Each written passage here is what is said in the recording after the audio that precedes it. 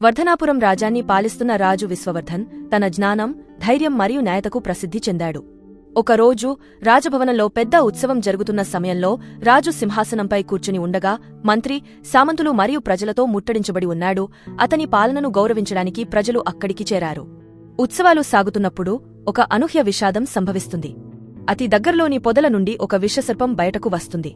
అక్కడున్నవారు స్పందించేలోపే సర్పం వేగంగా వచ్చి నేరుగా రాజు కన్నులో విషాన్ని చిమ్ముతుంది.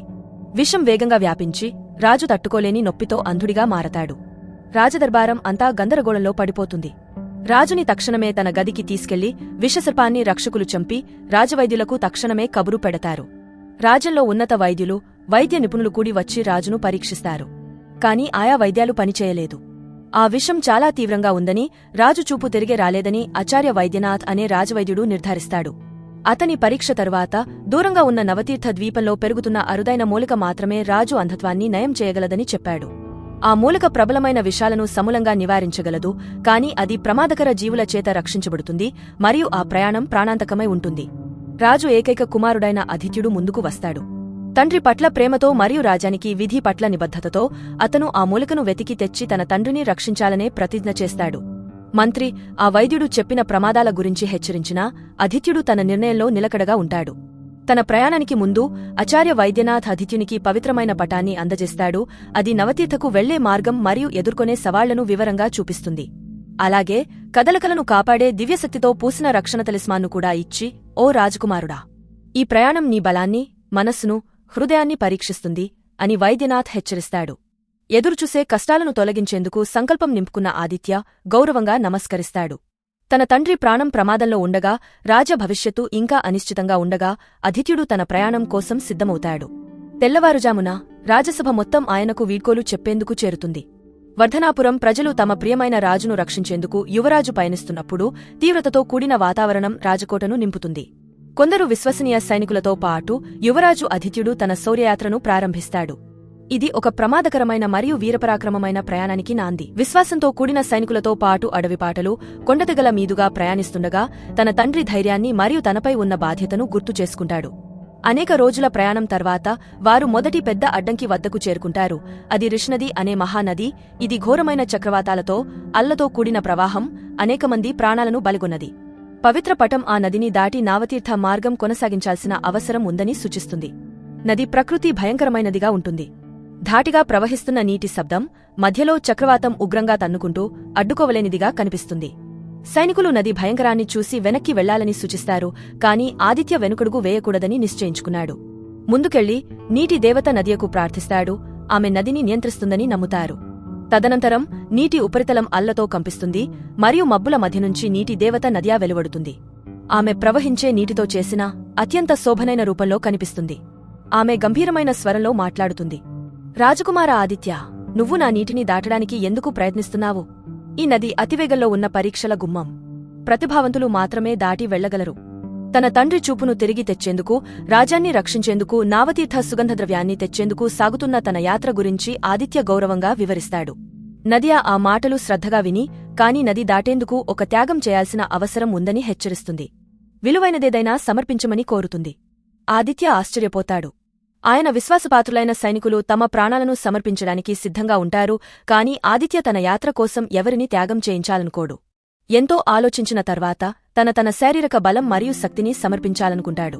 నా బలాన్ని తీసుకోండి అని ఆయన చెబుతాడు. నేను బలహీనుడిగా మారతాను, కాని నా సంకల్పంతో, హృదయంతో నేను నా యాత్ర కొనసాగస్తాను. ఆయన నిస్వార్థత మరియు సంకల్పం చూసి నదియా అంగీకరిస్తుంది.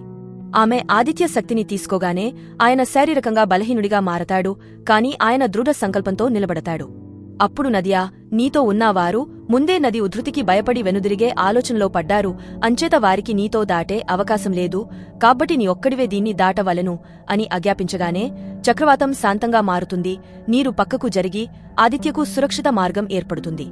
నీటి దేవత మాయలో కలసిపోయేటప్పుడు, రాజకుమారుడా, ఈ పరీక్షను దాటావు, కాని జ్ఞానంతో, ధైర్యంతోనే నీ యాత్రను పూర్తి చేయగలవు అని ఆమె ఆశీర్వదిస్తుంది. మొదటి అడ్డంకి దాటిన తర్వాత ఆదిత్య నావతీర్థ దీవికి చేరుకునేందుకు ప్రస్థానం కొనసాగిస్తాడు. రిష్నది నదిని దాటిన తర్వాత యువరాజు ఆదిత్య తన ప్రయాణాన్ని కొనసాగిస్తాడు. నీటి దేవతకు తన శక్తిని త్యాగం చేయడం వల్ల శారీరకంగా బలహీనమైనప్పటికీ ఆదిత్య యొక్క సంకల్పం కదిలిపోలేదు. ప్రస్తుతం అతను వెళ్లాల్సిన మార్గం ఘనమైన ధన్వాన్ అడవికి తీసుకెళ్తుంది. ఇది దీర్ఘమయమైన రహస్యాలు మరియు ప్రాచీన మాయాజలానికి ప్రసిద్ధి చెందింది.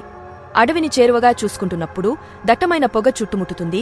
ఇది ఎత్తైన చెట్లు మరియు కట్టరూప వృక్షజాతులను కప్పేసి ఉంచుతుంది. ఈ వాతావరణం భయంకరంగా మారుతుంది. అడవి అంతటా విచిత్ర శబ్దాలు వినిపిస్తున్నాయి. ఆచార్య వైద్యనాథ్ ఇచ్చిన పటం ఆదిత్య నావతీర్థ సముద్రతీరాన్ని చేరుకోవాలంటే ధన్వాన్ దాటాల్సిన అవసరం ఉందని సూచిస్తుంది. ఆదిత్య తన లక్ష్యంపై నమ్మకం ఉంచుకుని ముందుకు చేరుకుంటాడు. కాని తను అడవిలో ప్రవేశించగానే ఏదో మాయ అలంకున్నట్టు అనిపిస్తుంది. చెట్లు తిప్పుతూ వాటి కొమ్మలు చిక్కుకుని కొద్ది క్షణాల క్రితం అక్కడ లేని చిక్కు మార్గాలను ఏర్పరుస్తాయి. గాలి కాస్త బరువుగా మారుతుంది మరియు గతంలో స్పష్టమైన మార్గం ప్రాణం లేని తిరుగుల దుర్గముగా మారుతుంది. సరైన మార్గం మరియు తప్పు మార్గాన్ని విభజించడం కష్టంగా ఉంటుంది. ఆ మాయా అడవిలో ఆదిత్య దూరంలో కాంతవంతంగా మెరిసే ఒక మహావృక్షంని చూస్తాడు. తను దాని దగ్గరకు చేరుకున్నప్పుడు ఆ మహావృక్షం అదృశ్యం అవుతుంది. తను మాయలో పడిన విషయం గ్రహించి ఆదిత్య పరిస్థితిని పునఃమూల్యాంకన చేస్తాడు. ఆ మాయా అడవి మాయాజలంతో నిండున్న శక్తివంతమైన అడవి. అక్కడికి వచ్చేవారిని ఆచూకీ లేని దుర్గంలో చిక్కించి ఉంచడంలో ఆనందం పొందుతుంది. యువరాజు ఆదిత్య ప్రతి అడుగు వేసేటప్పుడు ఆయనను మరింత నెమ్మదిగా నడుపుతుంది. గంటలు రోజులకు మారుతుంటాయి. ఆదిత్యకు నీళ్లు మరియు ఆహారం మాయలు కనబడుతున్నాయి. కాని ప్రతిసారి చేరుకున్నప్పుడు అది అదృశ్యం అవుతుంది. దాంతో ఆదిత్య తను అక్కడి నుండి బయటపడడానికి ఏకైక మార్గం తన మనస్సును స్పష్టంగా మరియు దృష్టిని సూటిగా ఉంచడం మాత్రమేనని అర్థం చేసుకుంటాడు. రాత్రి ఆదిత్య విశ్రాంతి తీసుకున్నప్పుడు ఆ అడవి ఆత్మ ఆదిత్యకు కల్లో ప్రత్యక్షమవుతుంది. ఆ ఆత్మ ముసలి మనిషిగా ముసుగులో ఒక మాయలో మాట్లాడుతుంది.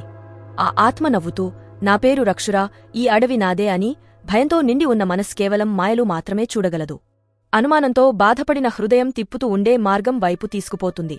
కాని స్పష్టతతో నడిచేవాడు అగ్నిరహితమైన మార్గాన్ని కనుగొంటాడు అని చెప్పగానే తనకి మెలకువ వచ్చి ఆదిత్య జాగ్రత్తగా ఉంటాడు. రక్షురా తన భయాలను మరియు అనుమానాలను ప్రభావితం చేయాలని ప్రయత్నిస్తున్నాడని గ్రహిస్తున్నాడు. మాయల నుండి విముక్తి పొందేందుకు సంకల్పంతో ఆదిత్య తన తండ్రిని రక్షించడం అనే లక్ష్యాన్ని మనసులో తలుచుకుంటూ కనిపించిన అన్ని నమ్మకుండా తన మనస్కి నమ్మకం కలిగే వాటిపై దృష్టి పెట్టి ధైర్యంగా ముందుకు సాగాడు. స్పష్టమైన మనసుతో నడుస్తున్నప్పుడు అడవి మారుతుంది. తిరుగుతున్న మార్గాలు నేరుగా మారుతాయి మరియు పొగ తగ్గుతుంది. రక్షురా సృష్టించిన మాయలు కరిగపోతాయి మరియు దీవికి వెళ్లే వాస్తవ మార్గం దొరికింది. ఆదిత్య అడవి మాయను కటకటానికి విరామం కలిగించాడు. యువరాజును చిక్కించడానికి తన విఫలతకు కోపంతో రక్షురా ఆదిత్యను ఎదుర్కొంటాడు. కాని యువరాజు అవినాభావ శ్రద్ధతో నిలబడతాడు. ఆత్మను ఎదుర్కొంటాడు. మీ మాయలు సత్యం మరియు లక్ష్యంతో నడిచే ఒకరిని ఆపలేవు అని ఆదిత్య చెబుతాడు. పరాజితుడైన రక్షురా యువరాజు యొక్క మానసిక బలాన్ని అంగీకరిస్తాడు మరియు అతనికి అడవిని హాని లేకుండా దాటే అవకాశం ఇస్తాడు. రెండవ అడ్డంకి అధిగమించిన తర్వాత ఆదిత్య అడవిని దాటుతాడు మరియు దూరంలో నావతీర్థ సముద్రతీరాలను చూస్తాడు. ప్రయాణంలో కష్టమైన భాగం ఇంకా ముందున్నది అని, రాబోయే సవాళ్లను ఎదుర్కోవడానికి తన మదిని తన కత్తి వంటి వేగంగా తయారుచేస్తాడు.